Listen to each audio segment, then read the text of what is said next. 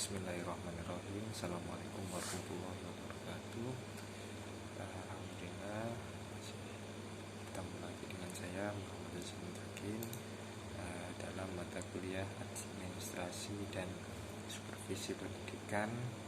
Kali ini saya akan menyampaikan materi saya selanjutnya, yaitu tentang pengawasan.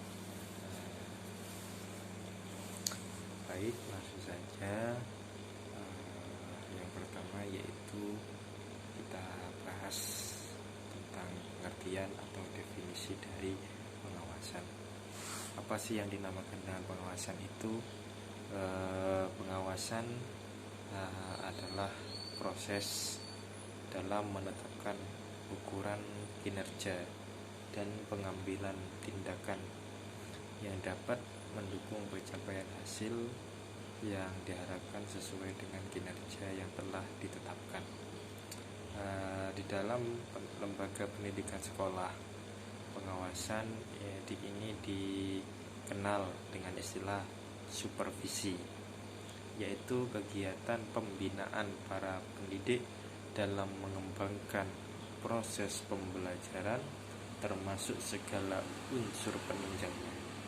Maka pengawasan atau supervisi pendidikan ini adalah semua usaha yang sifatnya membantu guru agar dia dapat memperbaiki, mengembangkan dan bahkan meningkatkan pengajarannya.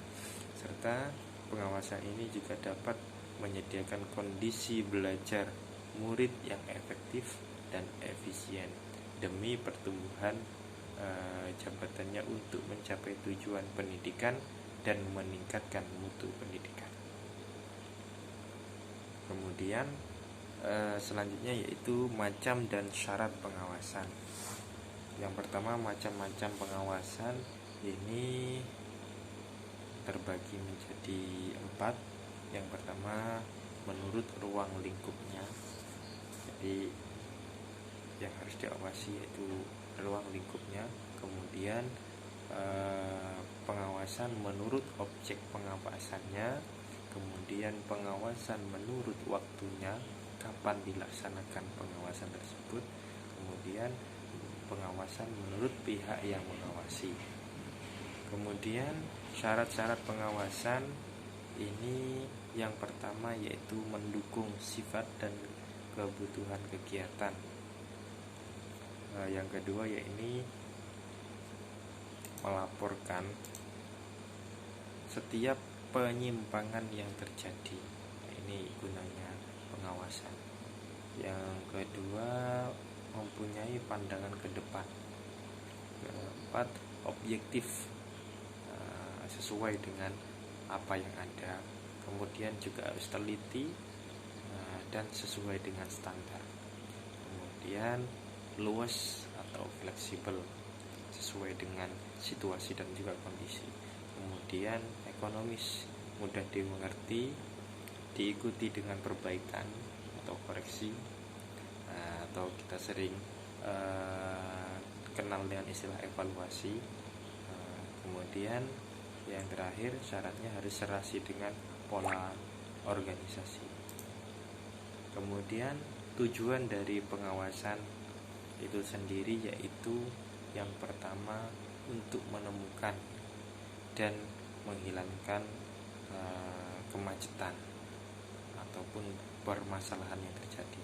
Kemudian melakukan pencegahan dan juga perbaikan kesalahan yang ada.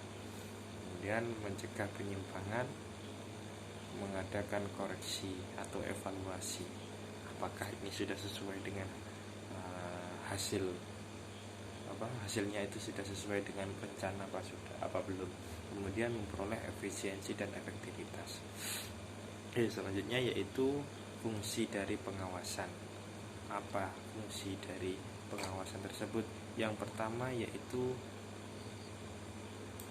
untuk menilai apakah pengendalian manajemen telah mencukupi atau telah memadai dan dilaksanakan dengan secara efektif apa belum. Kemudian menilai apakah laporan yang dihasilkan ini telah menggambarkan kegiatan yang sebenarnya apa belum, sudah real apa belum, sesuai dengan fakta apa belum. Kemudian menilai apakah setiap unit telah melakukan kebijaksanaan dan juga prosedur yang menjadi tanggung jawabnya apa belum. Kemudian meneliti apakah kegiatan yang dilaksanakan secara efisien sudah berjalan dengan baik apa belum. Kemudian meneliti apakah kegiatan yang telah dilaksanakan secara efektif, yaitu mencapai tujuan yang telah ditetapkan. Yang terakhir yaitu membantu seluruh manajemen dalam menyelesaikan tanggung jawabnya secara efektif. Kemudian yang selanjutnya yaitu manfaat dari pengawasan. Manfaat pengawasan yang pertama yaitu untuk mengembangkan pemahaman dan keterampilan di dalam bekerja. Kemudian menerima informasi dan perspektif lain mengenai pekerjaan seseorang. Kemudian yang ketiga, dukungan baik segi pribadi ataupun pekerjaan. Keempat, merencanakan dan memanfaatkan sumber daya pribadi dan profesional yang lebih baik. Yang kelima, menjadi proaktif, bukan reaktif ya. Yang terakhir, memastikan kualitas pekerjaan.